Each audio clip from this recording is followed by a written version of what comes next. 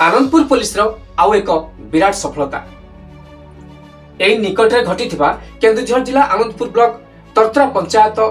मुर्गागोठ गाँव जड़े भिन्नक्षम युवती को संपर्क दादा जो बलात्कार करते जो से भिन्नक्षम झीटी गर्भवती होता ए घटना प्रकाश पाया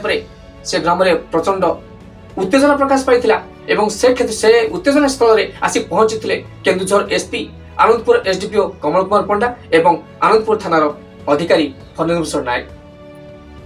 परिस्थिति को शांत करथिले किंतु शांति रे सही नथिला आनंदपुर पुलिस आनंदपुर पुलिस अति शीघ्र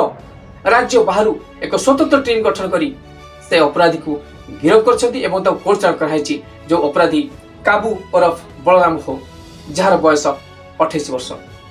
एवं एक क्षेत्र जदि आम कहबा केन्दुझर एसपी निर्देश मते आनंदपुर एसडीपीओ प्रत्यक्ष तत्वावधान में आनंदपुर थानारू एक स्वतंत्र टीम राज्य बाहर को जाइथिला एवं राज्य बाहर को जाई से पिला को गिरफ्त कराई यह होची आनंदपुर पुलिस आउ एक विराट सफलता। Keonjhar Anandpur Satyadas report OTN TV.